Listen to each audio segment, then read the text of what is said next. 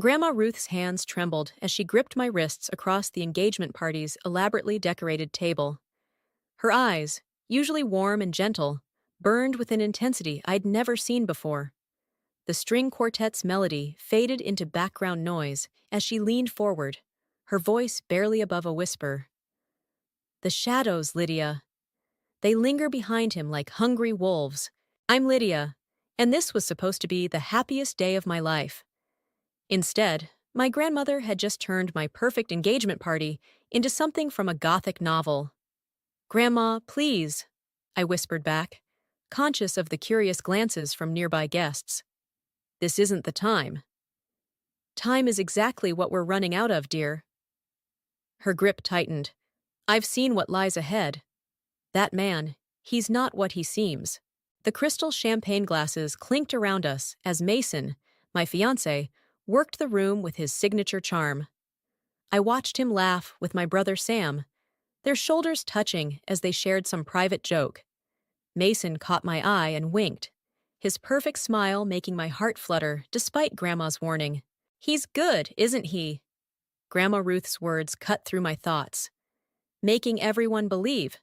Your brother doesn't see it yet, but he will. The doubt's already there, like a seed waiting to sprout." I pulled my hands away. "That's enough. Mason's done nothing but support me in my business. He believes in me." "Oh, child."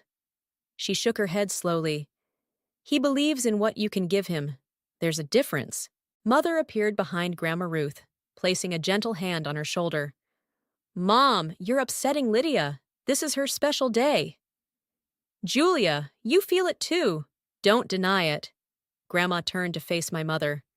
"The way he looked at Lydia's financial statements last week, like a fox eyeing the henhouse." My chest tightened. "You're being ridiculous. Mason's a financial advisor. Of course he'd be interested in my business records." A little too interested." Sam's voice joined in as he approached our table. His earlier jovial expression had vanished. "Did you know he asked me about your investment portfolio yesterday?" "He's my fiancé," I snapped, louder than intended. Several heads turned our way. "We're planning a future together. These things matter." Nate, my accountant and oldest friend, appeared at my elbow with fresh champagne. His timing was perfect, or terrible, depending on how you looked at it. "Everything okay here?" "Perfectly fine," I said, but my voice cracked. Just my family sharing their delightful opinions about my future husband. Nate's eyes met mine, and I saw something there. Concern, maybe? He'd been oddly quiet since I'd announced the engagement 2 months ago.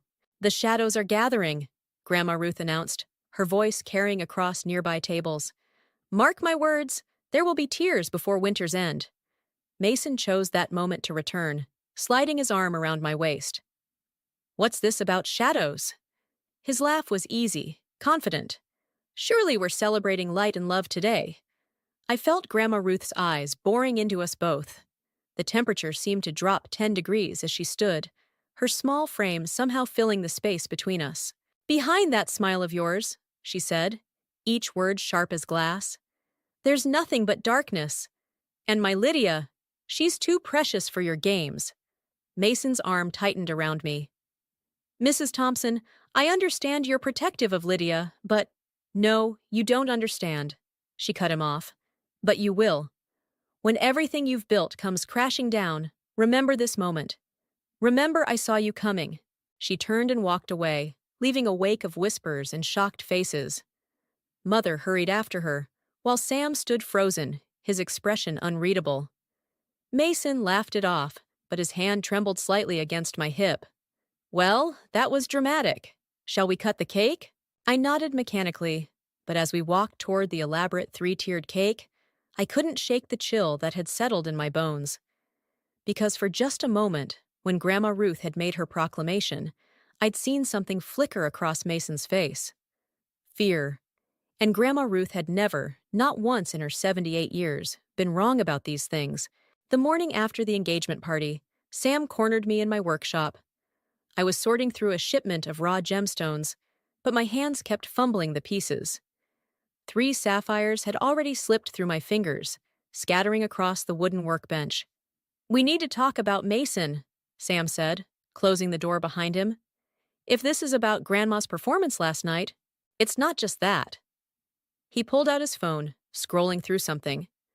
Remember how Mason said he played Division I football at Stanford? I set down a particularly valuable emerald. Of course, he was their starting quarterback for 2 seasons. Funny thing about that. Sam's voice had that edge he used when dismantling someone's financial strategy.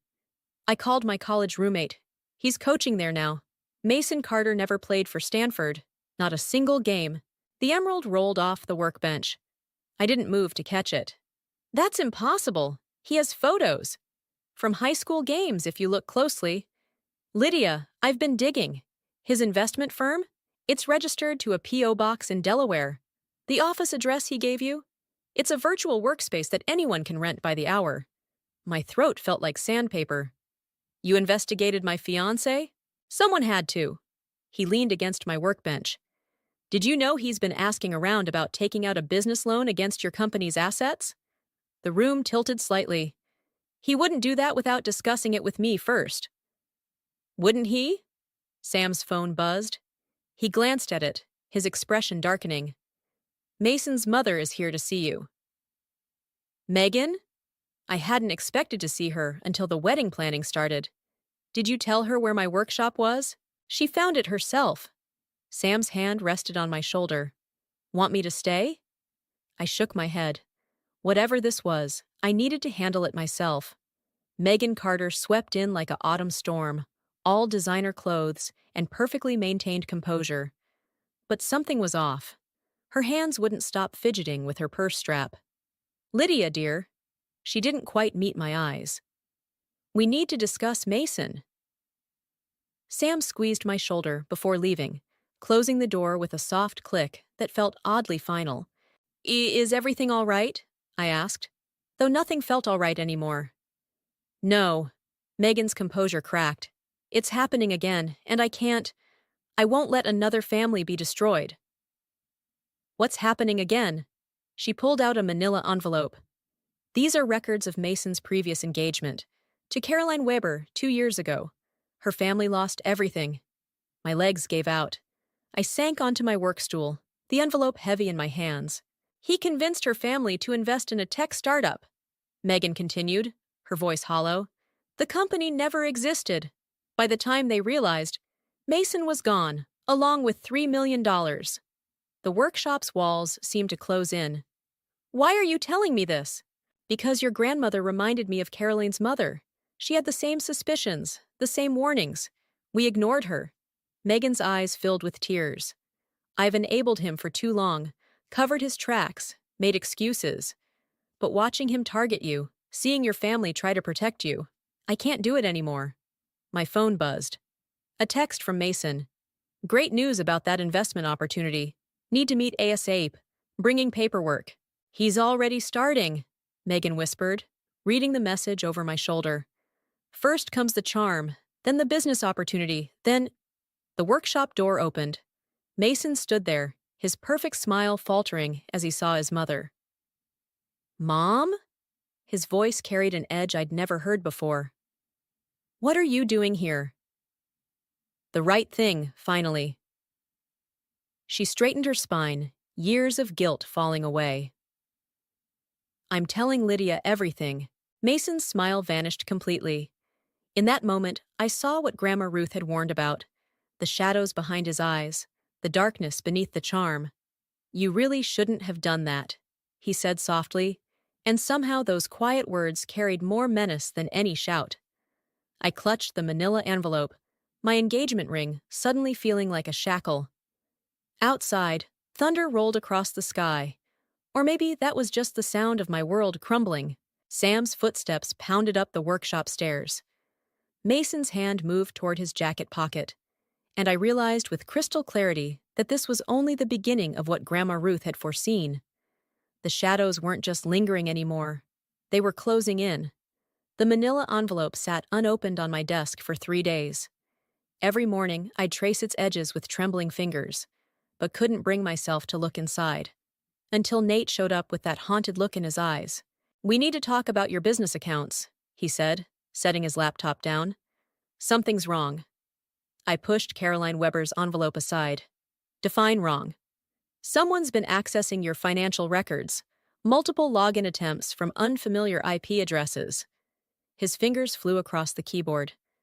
And there's this. He turned the screen toward me. A series of pending transactions appeared. Transfer authorizations I'd never seen before. That's impossible! I leaned closer.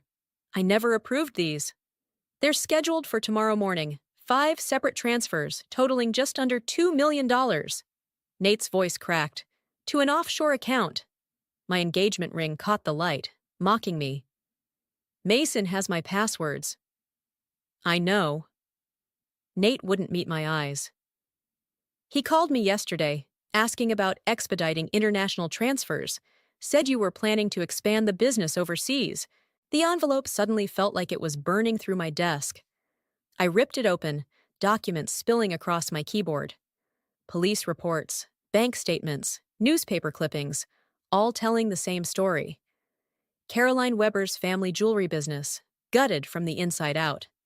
My phone buzzed. Mason's text lit up the screen. Dinner tonight? Have exciting news about our future. Call Sam, I told Nate. And my grandmother, we need... The office door opened. Mason stood there, earlier than expected, his smile not quite reaching his eyes. Sweetheart? His gaze flickered between me and the scattered documents. What's all this? Funny story, I said, my voice steadier than I felt. I've been learning about your previous engagement. The temperature in the room dropped 10 degrees. Mason's smile vanished like it had never existed. My mother, he said flatly. She's always been unstable. Whatever she told you. Caroline Weber's father died in prison. I cut him off. After taking the fall for financial fraud. Fraud you orchestrated. He took a step forward. Nate shifted, placing himself between us. You don't understand. Mason's voice turned silky. Caroline's family was already corrupt. I simply exposed what was already there. But you and me were different, special. The transfer authorizations, I said. Were those special too? Something dangerous flashed across his face. Business opportunities require quick decisions. I was only trying to help. By stealing my life's work? By securing our future. He moved closer, that familiar charm sliding back into place. Think about it, Lydia. With your business acumen and my connections, we could build an empire. Built on what? Lies? Theft? Built on trust. His hand reached for mine. Don't let your family's paranoia ruin what we have. Your grandmother, your brother, they're afraid of change, of success. The worst part was, for a moment, I almost believed him.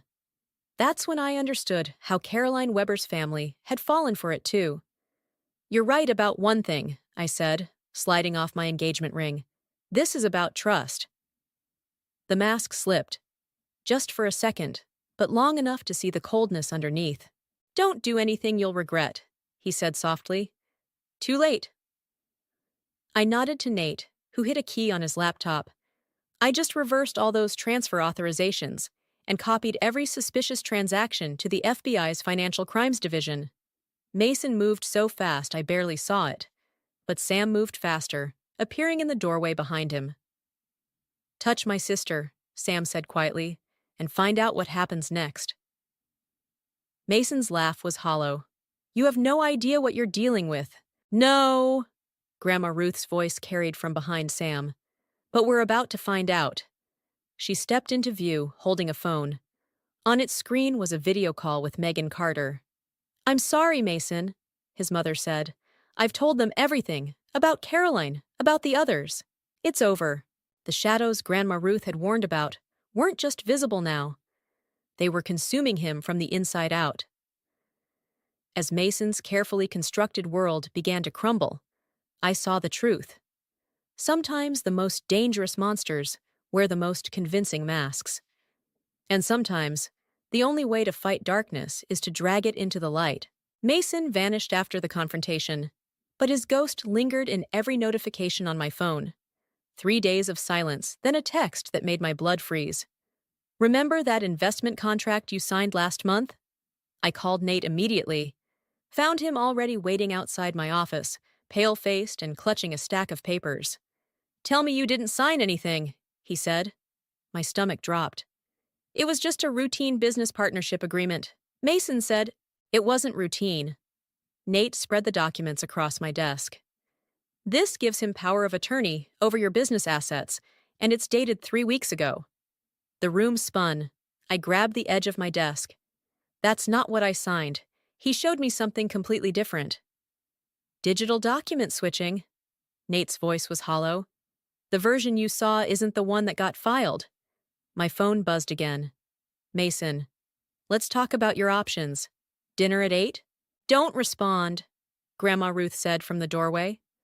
I hadn't even heard her come in. "He's setting a trap." "I have to do something." My voice cracked. "He could destroy everything I've built." "That's exactly what he wants you to think."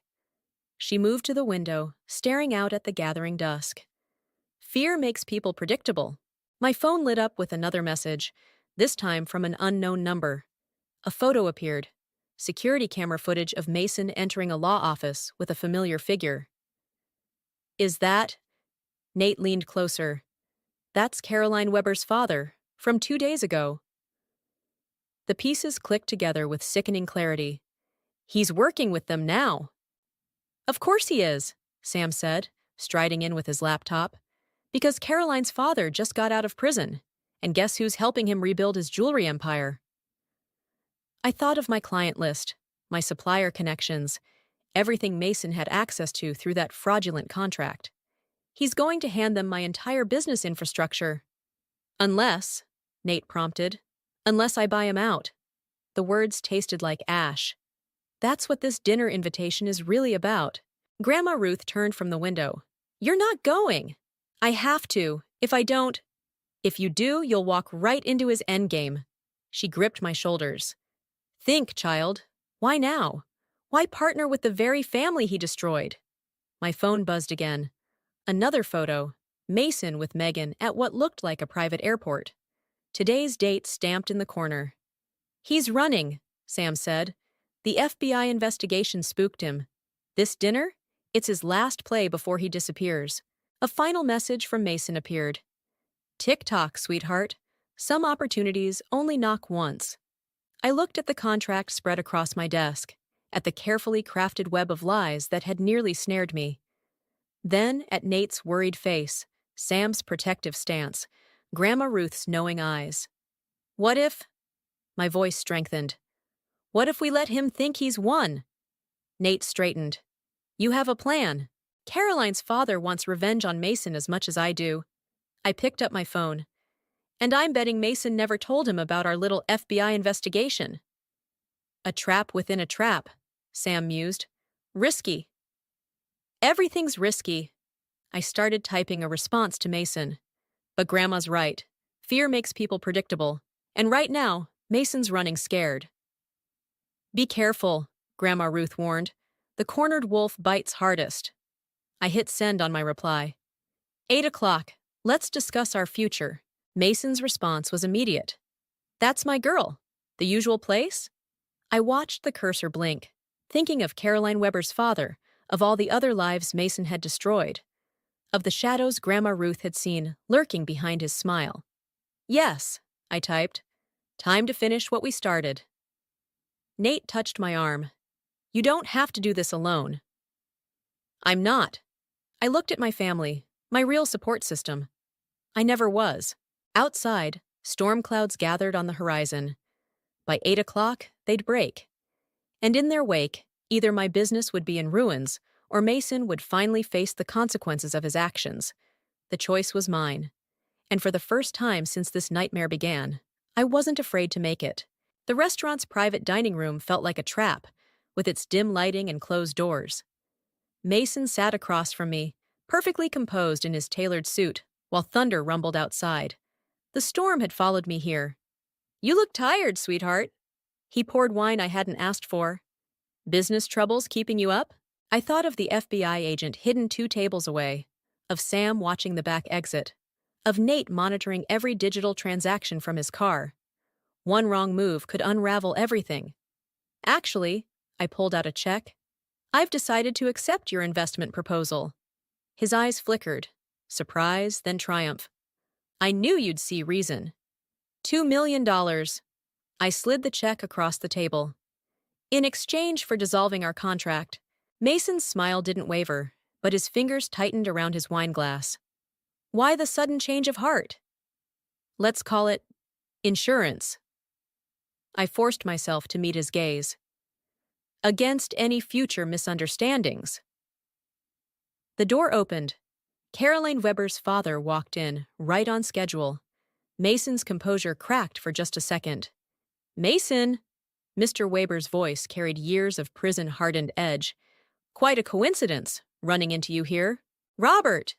Mason recovered quickly. I was just discussing business with my fiancé. Ex-fiancé, I corrected. And we were actually discussing your pattern of fraudulent contracts. Mason's charm vanished like smoke. Careful, Lydia. Some doors can't be unclosed. Like the ones to federal prison? Robert Weber pulled out a chair. My daughter sends her regards. This is a private dinner, Mason said through clenched teeth. Not anymore. I nodded toward the window, where Megan Carter's silhouette appeared. Your mother had quite a lot to share about your overseas accounts. Thunder crashed closer. Mason's hand moved toward his jacket pocket, where he'd been keeping a thumb drive with what he thought were my complete business records. It's gone, I said quietly. While you were meeting with Robert yesterday, Nate cleared out your office. Amazing what a federal warrant can accomplish. You're bluffing. But sweat beaded on his forehead. The contract was invalidated the moment you filed fraudulent documents. Robert Weber's smile was shark-like. The FBI is very interested in pattern recognition, Mason. First my family, then Lydia's. Mason stood abruptly, his chair scraping against hardwood. This is harassment. I'm leaving. No, said a new voice. You're not. The FBI agent stepped into view, badge glinting. Behind him, Sam blocked the other exit. Through the window, I saw Nate's car pull up, headlights illuminating Megan Carter as she walked toward the entrance. It's over, Mason. My voice didn't shake. The only question is how many charges you want to face. He laughed, a hollow, dangerous sound. You think this ends here? I've got copies of everything. One phone call, and your entire business infrastructure goes public. Every supplier, every client. Already warned, Nate said, entering with a laptop. They're actually quite interested in testifying about your attempted corporate espionage. Mason's facade finally shattered. The shadows Grandma Ruth had warned about weren't just visible now. They were consuming him, turning his handsome features ugly with rage. You stupid bitch, he snarled. I made you, without me. Without you, I cut him off. I'm exactly what I've always been, a woman who built something real, unlike you. He lunged, not at me, but at the laptop Nate held. Sam moved faster, tackling him before he reached it. The FBI agent stepped in, handcuffs glinting in the lightning flash from outside. Mason Carter, the agent began. You're under arrest for fraud, attempted extortion. I didn't stay to hear the rest. Walking out into the storm felt like breaking through a surface I'd been drowning under. Rain soaked my clothes, but I barely noticed. Grandma Ruth waited by my car, umbrella in hand. The shadows are lifting, she said simply. Not yet. I watched through the window as Mason was led away. There's still the trial, the publicity, the cleanup. But you're not afraid anymore. She squeezed my hand. That's what matters. Lightning split the sky, illuminating Mason's face as he was placed in a police car. For a moment, our eyes met through the rain-streaked glass. I saw no trace of the man I'd thought I loved, only the monster he'd always been. The storm was breaking, and somehow I knew the worst was finally over. The courthouse steps felt endless as I climbed them, each step heavier than the last. Mason's preliminary hearing should have been a victory. Instead, his last words to me in the restaurant haunted every moment. You think this is over? I'm taking everything. I hadn't understood what he meant. Not until now. Nate waited at the top, his face ashen. Lydia, wait. There's something you need to know. But I'd already seen her. Caroline Weber stood by the entrance, her designer outfit a stark contrast to her haunted eyes. Next to her, Mason's mother wrung her hands. He played us all, Caroline said as I approached. Even now, he's still playing us. Inside, my legal team huddled around a stack of documents. Sam paced nearby, phone pressed to his ear, speaking in urgent whispers. The air felt thick with defeat. What happened? My voice sounded distant, even to myself. Mason's lawyers filed a countersuit, Nate explained. He's claiming you orchestrated everything. The fraudulent contracts, the investment schemes, all of it. And he has evidence. That's impossible. But my hands started shaking. The FBI has proof. Fabricated emails, Sam cut in, ending his call. Dating back months. Messages that make it look like you were the mastermind and Mason was trying to stop you. He must have been planning this from the beginning. Caroline stepped forward. He did the same thing to my father, created a paper trail that made him look guilty, while Mason walked away clean. By the time we figured it out, it was too late, Megan Carter finished. I'm so sorry, Lydia. I should have warned you he'd do this. The courtroom doors opened. Mason walked out in handcuffs, flanked by his lawyers. But he was smiling, that same charming smile that had once made me trust him. Last chance, sweetheart, he said softly as they passed. Drop the charges, and maybe your business survives this. My attorney appeared, clutching more papers. Ms. Thompson, we need to discuss options. These allegations, they're incredibly detailed. If they stick, when? Mason called over his shoulder. Not if. I watched him disappear down the hallway, the pieces finally clicking together. Every late-night work session, every time he'd helped with my business records, every moment I'd thought he was supporting my dreams, he'd been building his defense. The suppliers are already pulling out, Nate said quietly. 3 major contracts canceled this morning. Your reputation. Is everything in this business? I finished. The walls seemed to close in. He knew that. He always knew. Grandma Ruth's voice echoed in my memory. The shadows are lifting. But she'd been wrong. The shadows weren't lifting. They were drowning me.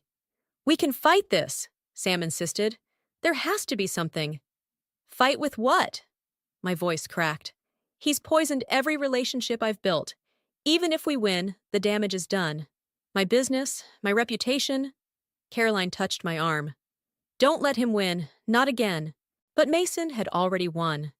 Every careful step I'd taken to expose him had somehow played into his hands.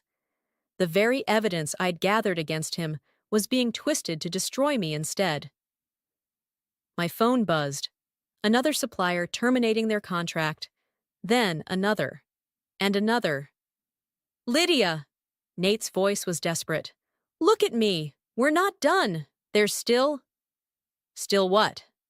I pulled away from his reach. My life's work is imploding. Everything I built, he's taking it all. Through the courthouse windows, I could see reporters gathering. The story was already spreading. Successful businesswoman exposed as fraudulent schemer. Mason's perfect revenge. I need air, I managed, pushing past everyone. No one tried to stop me. Outside, rain fell again. Or maybe it had never stopped. I stood in it, letting it soak through my court clothes, wondering how I'd missed the truth for so long. Mason hadn't just wanted my money. He'd wanted to destroy me completely. And now, watching my phone light up with more cancellations, more accusations, more evidence of my world crumbling, I realized the true depth of his revenge. He'd made me trust him, love him, believe in our future, all so this moment would hurt more. The shadows hadn't just lingered behind him. They'd been waiting for me all along, and I had walked right into them. 3 days after the courthouse, Nate burst into my workshop, laptop clutched to his chest like a shield. His face held something I hadn't seen in weeks. Hope. We found it, he said, breathless. The real paper trail. I looked up from the half-packed boxes of inventory, all that remained of my business. What are you talking about? Mason's mother. He set the laptop down, hands shaking with excitement. She kept everything. Every email, every transaction, every fake account he created. She's been documenting his schemes for years. The door opened again. Megan Carter walked in, followed by Carolyn Weber and my brother Sam. Each carried folders thick with documents. It wasn't enough to just confess, Megan said quietly. You needed proof. Real proof. My phone buzzed. Mason's number. Right on schedule. He's coming, Sam said, checking his watch. Thinks he's here to negotiate dropping the charges. Are we ready? Caroline asked, her voice steel-edged. The workshop door opened one final time. Mason stepped in, his lawyer conspicuously absent. His smile faltered when he saw the gathering. Well, he drawled, recovering quickly. Quite the reunion. Sit down, Mason. My voice didn't shake, not anymore. I'd rather stand. His eyes narrowed at his mother. Planning another dramatic confession, Mom? No, Megan said, just delivering evidence. Sam moved to block the door. Nate's fingers flew across his keyboard, and suddenly the workshop's walls lit up with projected documents. Years of Mason's carefully hidden paper trail, exposed in glowing detail. Cute presentation, Mason said, but sweat beaded on his forehead. All easily explained. By the secondary email server you kept in Singapore? Nate cut in. The one your mother had access to? Mason's smile vanished. You're bluffing. Like you bluffed about Stanford? Caroline stepped forward. Or about the investment firm you never actually registered? Or about the offshore accounts? I added, watching his facade crack. The ones you used to destroy Caroline's family before targeting mine? Everything you built, Megan said softly, was built on lies I helped you maintain. Not anymore. Mason's charm disappeared entirely, replaced by something cold and dangerous. You really want to play this game? Fine, release those documents.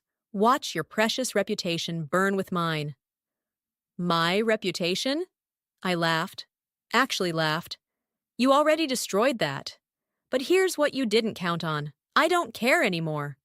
His confidence wavered. What? You can have my reputation, my business, all of it. I stepped closer, because unlike you, I can build something real again, something honest. With what? He sneered.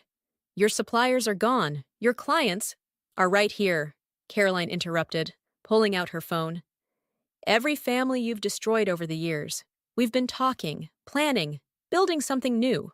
Understanding dawned in Mason's eyes as Nate projected more documents, business plans, partnership agreements, signatures from dozens of Mason's former victims.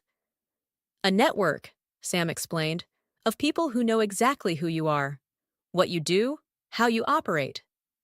And this time, Megan added, we have proof. Mason lunged for the laptop, but I was ready.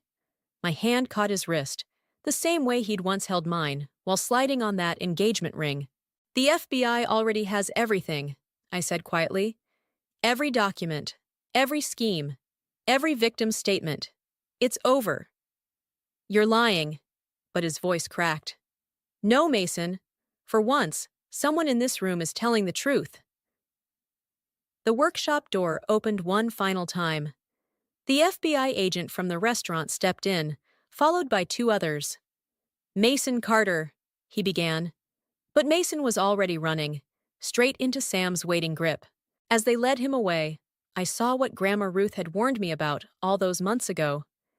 The shadows behind him weren't just visible now. They were dissolving, exposed to the light of truth. Lydia, he called back, desperate. Don't do this. We can still. No, I cut him off. We can't. Because you never saw me clearly. You saw a target, a means to an end. But I see you, Mason. Finally, I see you completely. The door closed behind him. In the sudden quiet, I felt something shift, not just in the room, but in myself. The weight of his deception lifted, replaced by something stronger. The truth. And for the first time since this nightmare began, I could breathe again. The courtroom emptied slowly after Mason's sentencing, but I stayed rooted to my seat, watching him being led away. 15 years. Not for what he'd done to me, but for all the others before me. The shadows had finally caught up with him. Ready to go? Nate's voice was gentle beside me. Almost. I touched the empty space on my finger where the engagement ring had been. It doesn't feel real yet. Outside, autumn sunlight painted the courthouse steps gold. Caroline Weber waited with a group of Mason's other victims, now my business partners. Their chatter about our new venture carried on the breeze. The Weber-Thompson Collective, Sam mused, joining us, has a nice ring to it. Better than Victims Anonymous, Caroline called over, making everyone laugh. Megan Carter approached hesitantly, clutching her purse. The others fell quiet. Saya, I've been thinking, she said, about shadows, about how they grow longer when we feed them with silence. Mom? The word slipped out before I could stop it. These past months, she'd become something between a confessor and a surrogate mother. She pressed something into my hand, a small velvet pouch. The diamonds he stole from Caroline's family. I've been keeping them safe, waiting for the right moment. Caroline's breath caught. Those were my grandmother's. And now they're yours again. I passed her the pouch. Maybe we can make something new from them. Something honest. Speaking of new beginnings, Grandma Ruth's voice carried from the courthouse doors. She descended the steps slowly, that knowing smile playing at her lips. I had another dream last night. Grandma, please, I laughed. No more prophecies. Not a prophecy, a certainty. She pointed toward the street. Like that. A dog, scraggly and thin, trotted up the courthouse steps. It headed straight for me, tail wagging hopefully. He's been hanging around all morning, Sam said. No collar, no chip, according to the security guard. The dog pressed against my legs, looking up with eyes that seemed to know everything I'd been through. Without thinking, my hand found his head. See? Grandma Ruth's eyes twinkled. The shadows lift, light returns, and sometimes it brings unexpected gifts. Nate knelt beside me, offering the dog his hand to sniff. He needs a home. We all do, Megan said softly. That's why we're here. My phone buzzed. Another supplier, but not with a cancellation. An order, a big one. The first of many, according to Caroline's business plan. The thing about shadows, Grandma Ruth mused, watching the dog lean into my touch, is that they can't exist without light. Mason cast a long one, but he couldn't dim your shine. Not really. The dog's tail thumped against the courthouse steps. Nate's hand found mine, warm and steady. Around us, my unlikely family of survivors talked about future plans, new beginnings, ways to help others spot the shadows before they grew too dark. You knew, didn't you? I asked Grandma Ruth. Not just about Mason, but about all of this. I knew you'd find your way through. She squeezed my shoulder. The how of it. That was all you. The dog whined, drawing my attention back. In the sunlight, his coat wasn't scraggly at all. Just different, unique. Like he'd weathered his own storms before finding his way here. What should we call him? Nate asked. Phoenix, Caroline suggested. Because he rose from nowhere, just like we will. Too obvious, Sam countered. What about Shadow, I said quietly.